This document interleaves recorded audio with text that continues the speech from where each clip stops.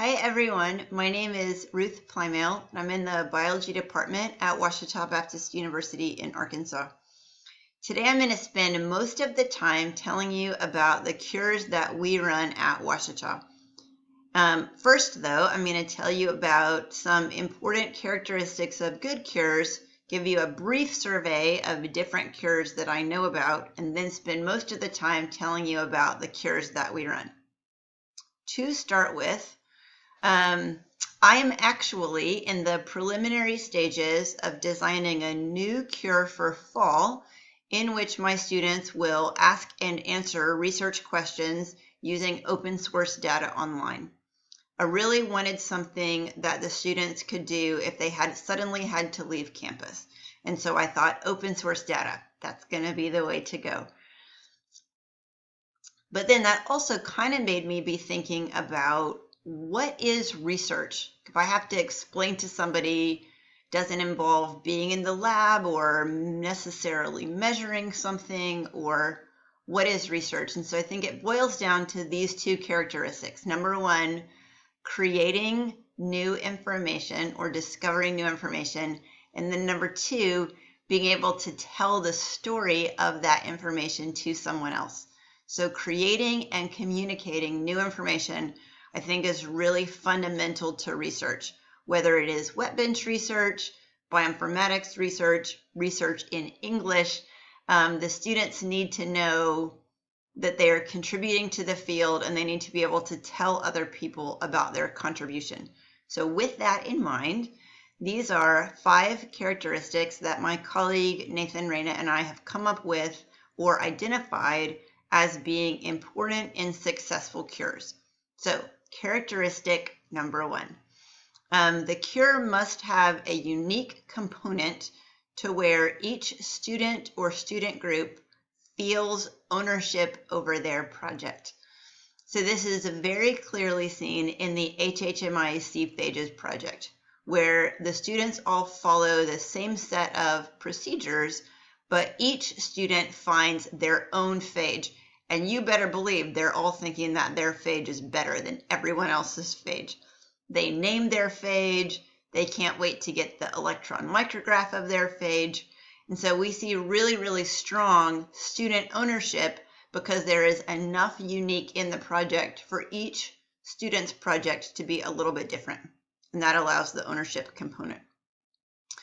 Second important characteristic of a good cure is consistent and clearly stated project goals. So the students need to understand what they are working toward. This is something that I am not always excellent at, is articulating project goals. And sometimes this ends me up in the middle of the semester with the students being like, why are we doing this? And so I now make a really conscious effort to say at the beginning of the semester and then repeatedly throughout the semester, here is why we are doing this, so that they will remember what the project goals are. Point number 3 is important in a good cure is connection with the scientific community. This can happen in a couple ways. So in Nathan's cures, well, actually in both of our cures, students can read and analyze existing publications. And so this helps them to see that science is a network of collaborators. They can read other people's findings and use it to inform their own work. They also can report on the students' findings. And so they can, in my classes, they will make posters and or do oral presentations. In some of Nathan's classes, the students will actually collaborate to write toward a journal article.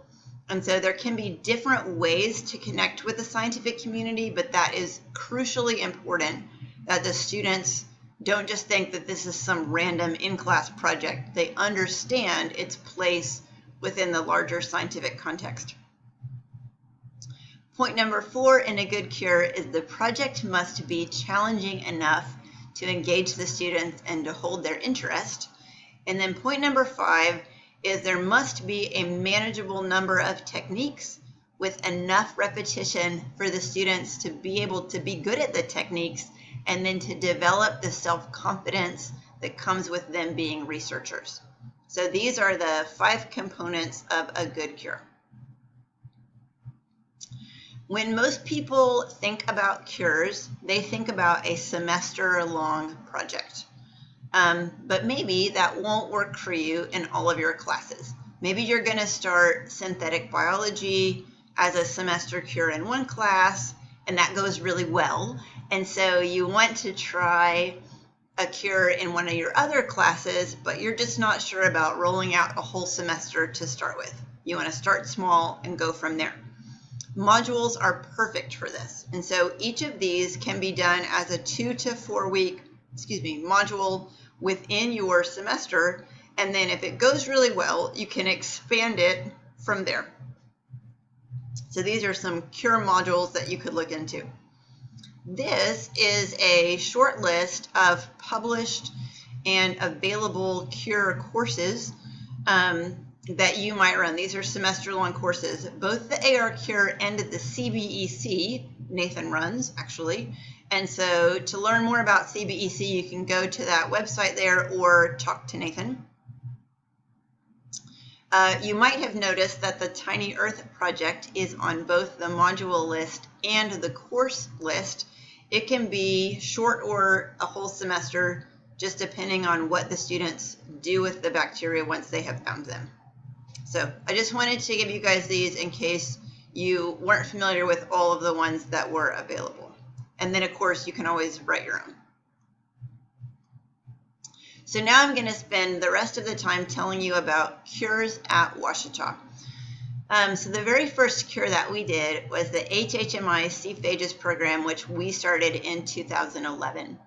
Since that time, when we saw the dramatic change that made in the students and in the way that they approached science, we really became committed to scaffolding course-based research throughout our curriculum.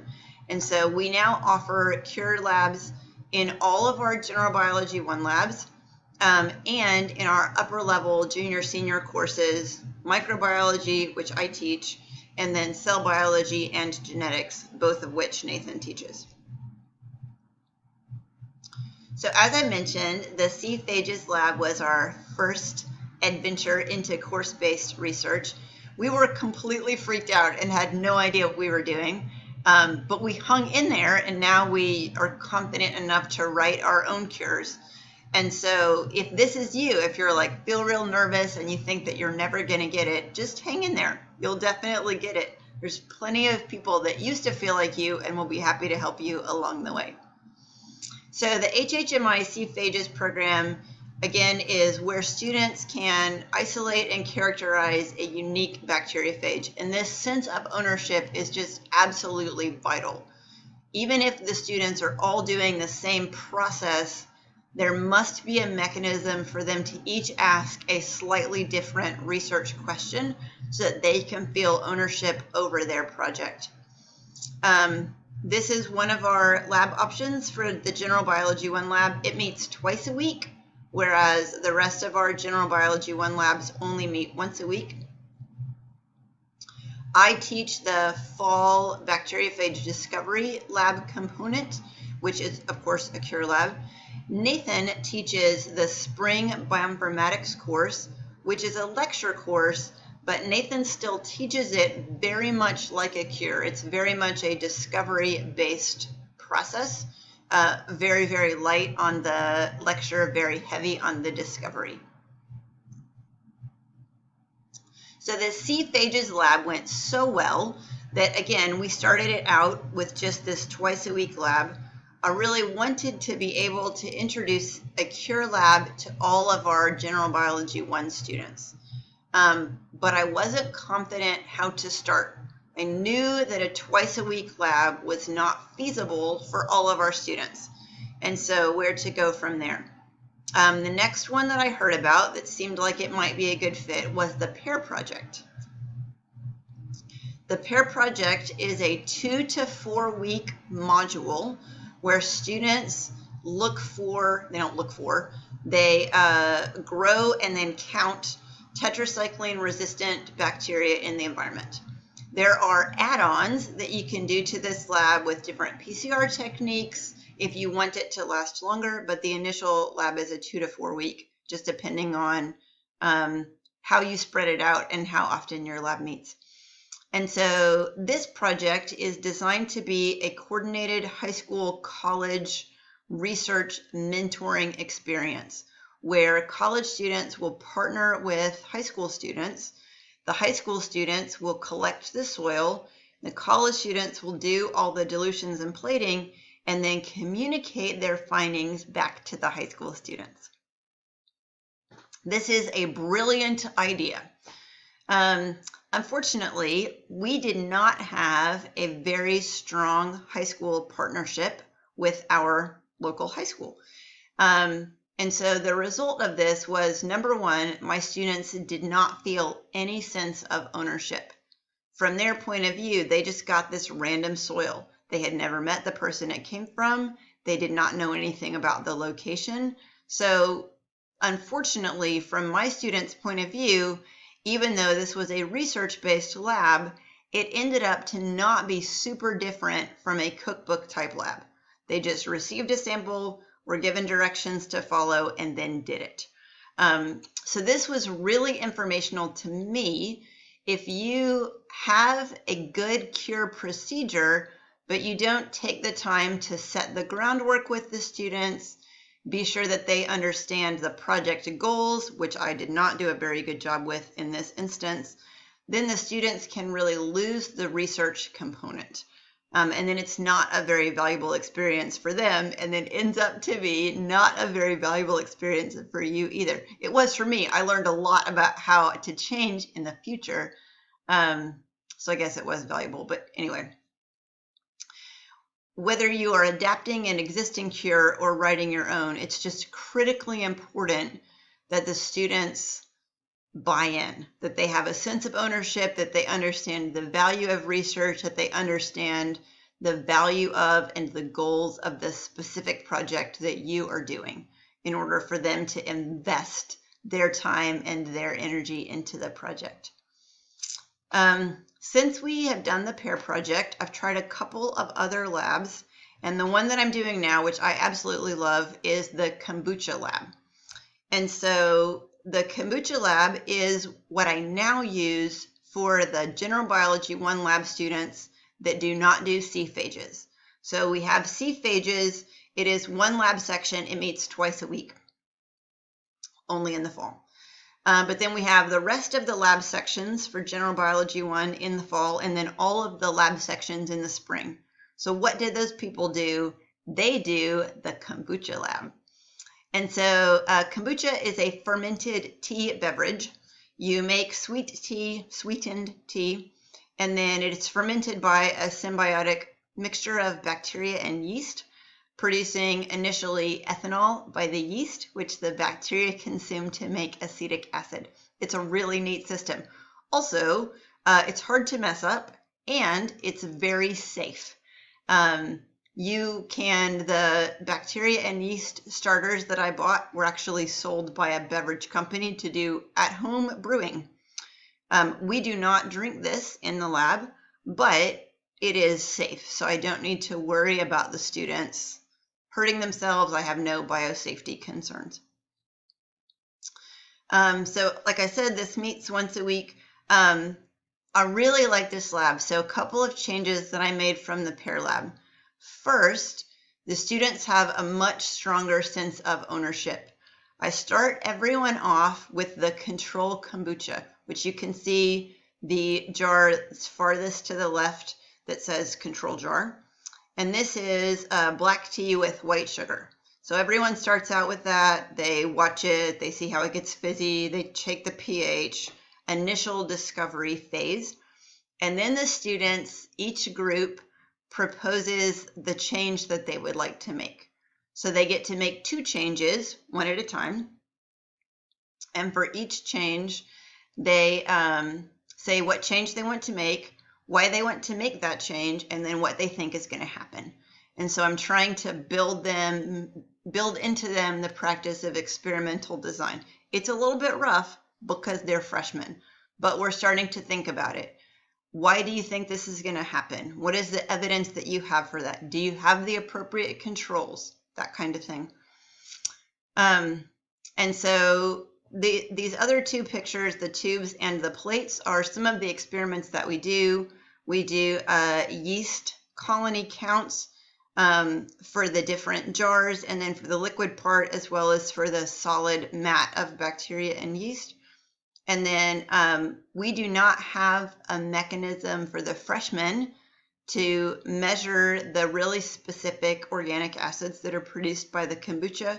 And so we use just a cellular respiration assay to see if we take E. coli and treat it with kombucha, if it lives, i.e. turns pink, or if it dies, i.e. does not turn pink. So this is a way for us to measure whether the fermentation was successful, because acids are the last step in the fermentation process.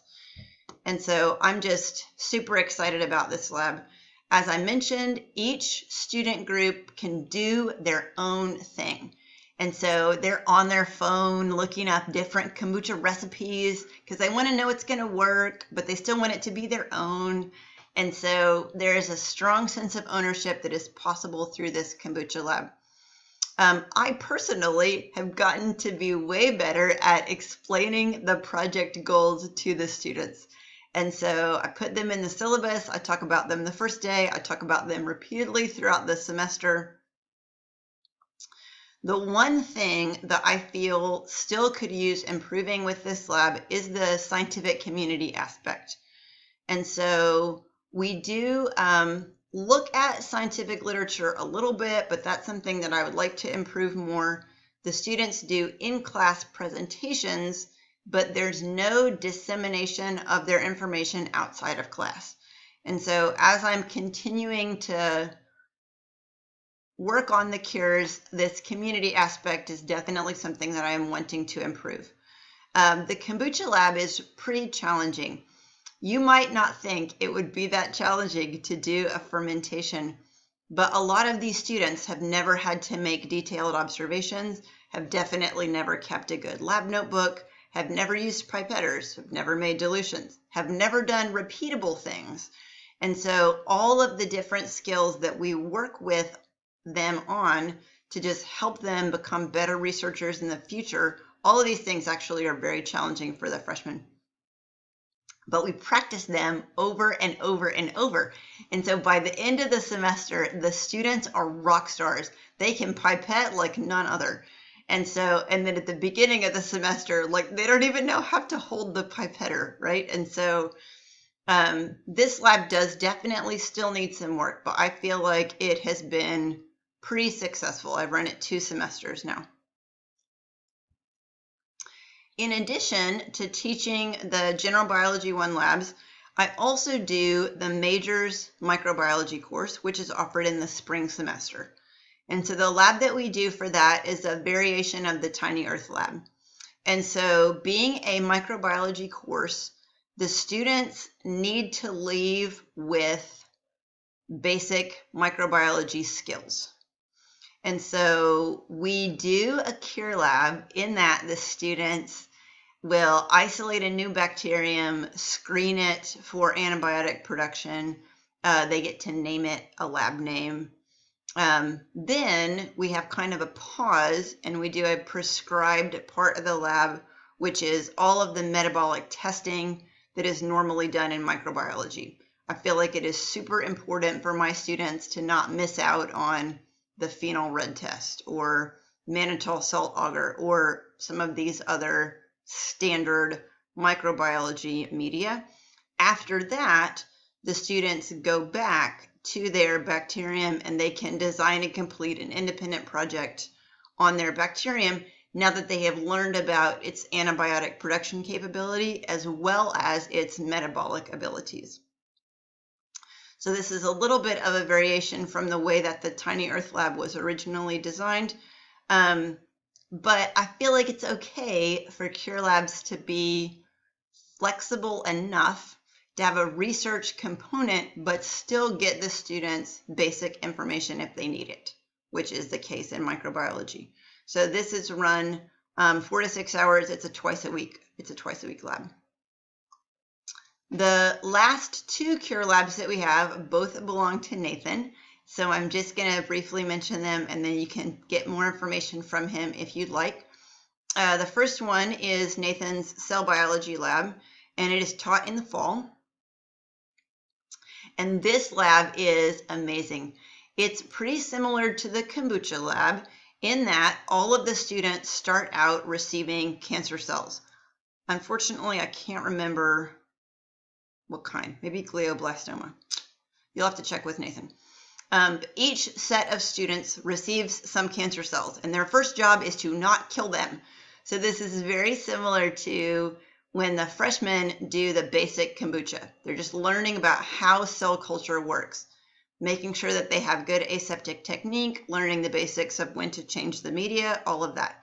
Then they are reading literature about cancer. And so Nathan does a really good job of incorporating the scientific community in by having his students read and analyze some journal articles. Then the students come back and they propose a treatment that they would like to use on their cancer cells. And so some of these treatments are really feasible. Some of them require things that are hard to get. And so Nathan works with them. You know, you have this much budget, you have this, that, and the other, to shape their proposal into something that's more realistic. And then the students treat their cells, make different measurements of whether the cells migrate, do the cells die, different things like this. And then they will do presentations at the end of the semester. And so this Cell Biology Education Consortium is where faculty from different institutions can create what are called cell blocks, which are small modules that can be incorporated into the cell biology lab. So if you're interested in that, you can go to this website or talk to Nathan. And then in the spring semester, Nathan does a synthetic biology lab, which is what you guys are not here, but what you guys are learning about this week. One of the things that's really cool about this is Nathan did a phenomenal job adapting this to be an online lab when we were all suddenly off campus in the middle of the semester. And so the students had learned how to use the enzymes, and they were starting to build these different plasmid constructs, but then they all had to leave. And you can't just parcel out the E. coli and send it home with the students. And so Nathan pivoted and essentially had the students write grant proposals, little small ones, but what is the background for the BioBrick parts that you want to use? What is the detailed procedure? What could go wrong? If that goes wrong, what will you do next?